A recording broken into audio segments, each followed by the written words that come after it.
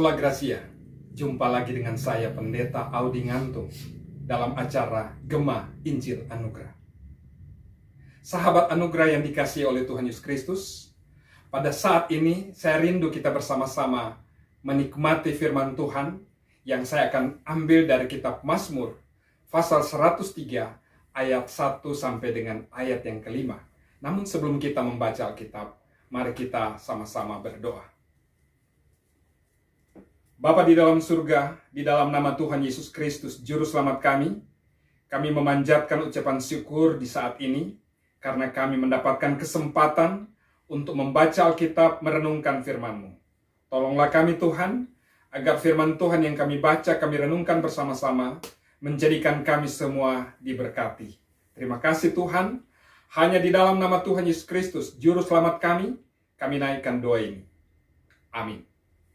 Sahabat anugerah yang dikasih oleh Tuhan Yesus Kristus, pada saat ini kita akan membaca Alkitab dari kitab Mazmur, pasal 103, ayat 1 sampai dengan ayat yang kelima. Saya akan membacakan bagi kita.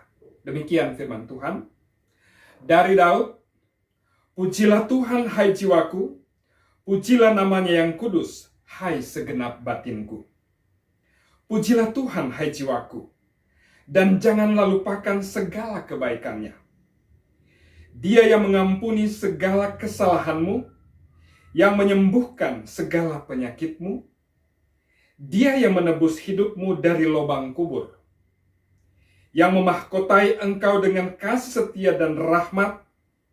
Dia yang memuaskan hasratmu dengan kebaikan, sehingga masa mudamu menjadi baru seperti pada burung Raja Wali. Sampai di sana pembacaan kita. Sahabat anugerah yang dikasihi oleh Tuhan Yesus Kristus.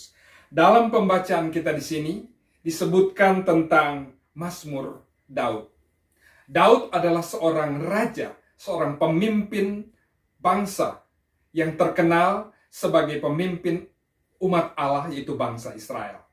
Tetapi Raja Daud juga, di samping dia sebagai seorang negarawan, dia juga seorang seniman yang mengetahui, menguasai alat-alat musik, dan juga memiliki karunia untuk bisa memuji Tuhan.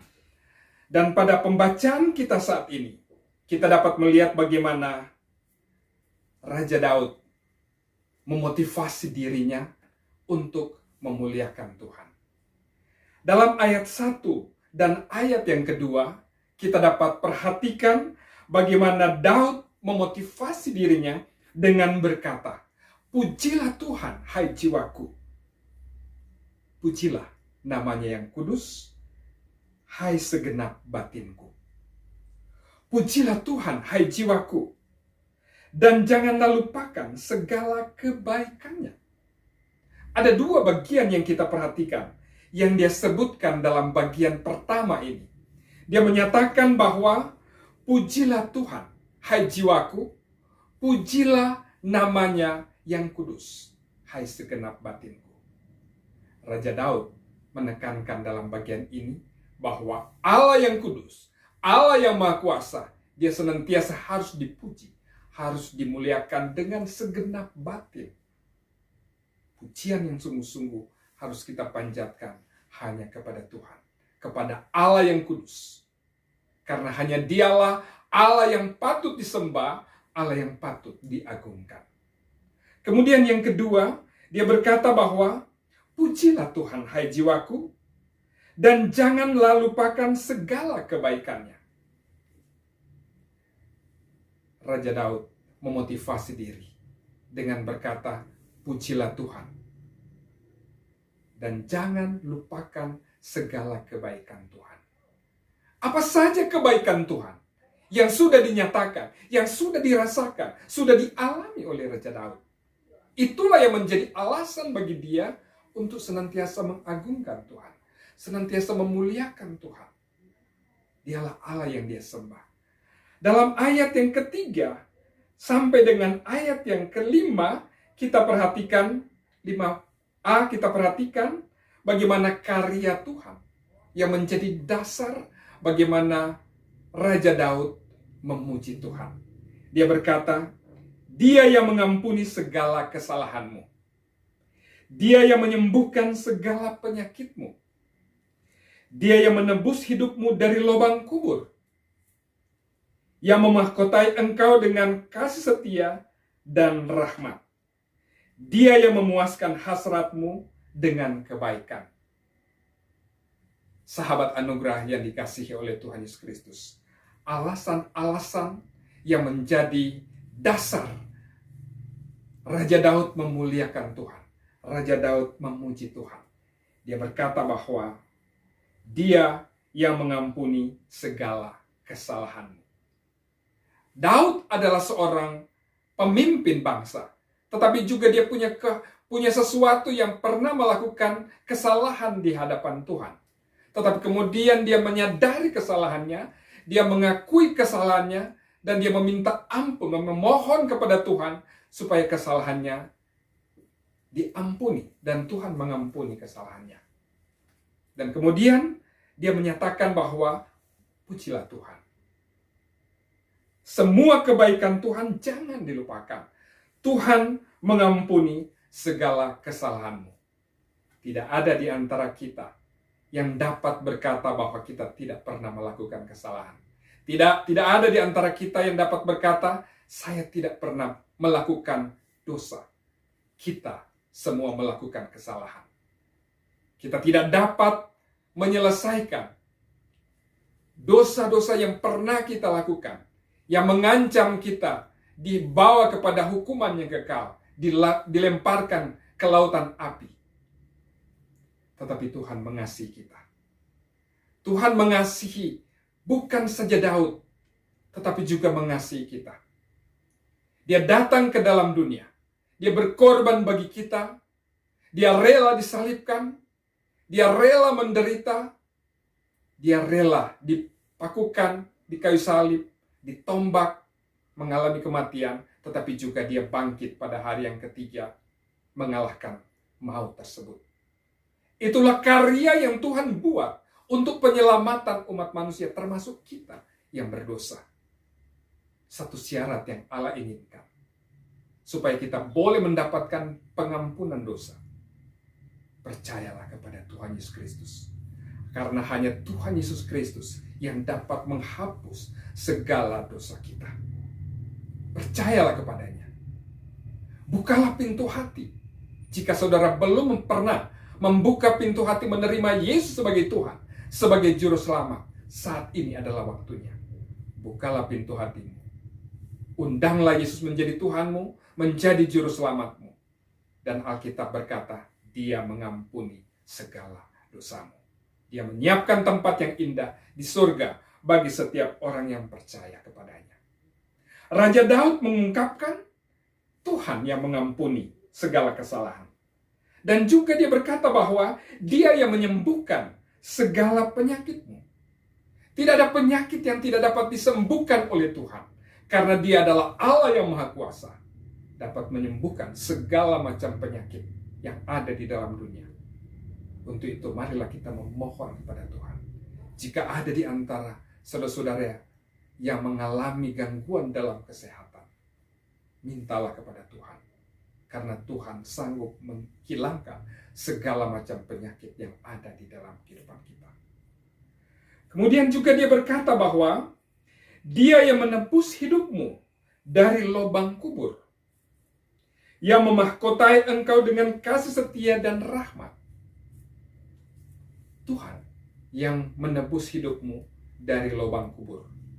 Setiap kita suatu saat akan mengalami kematian. Setiap kita yang hidup di dunia ini, suatu saat kita akan mati dan dibawa ke kubur. Tetapi firman Tuhan memberikan jaminan. Sebagaimana Daud menyatakan bahwa Tuhan menebus hidupmu dari lubang kubur.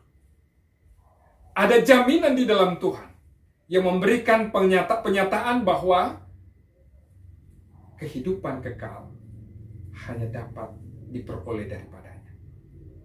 Dengan percaya kepada Tuhan, percaya kepada Yesus Kristus, kita mendapatkan kehidupan kekal.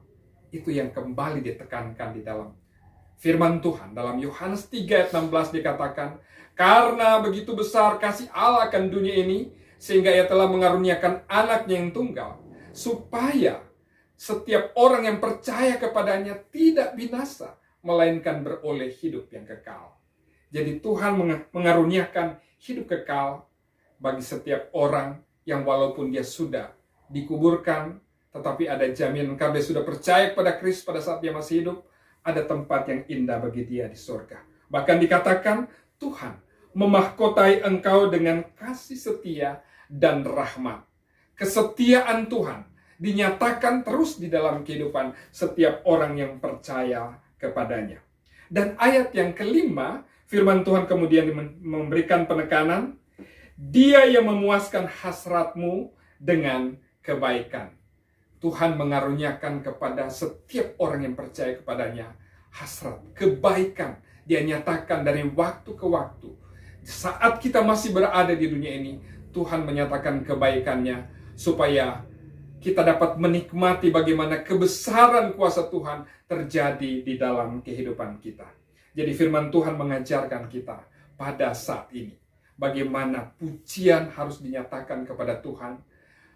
Agungkan Tuhan di dalam segala keberadaan kita, sebagaimana Daud memotivasi dirinya untuk senantiasa memuji Tuhan, mengagungkan Tuhan.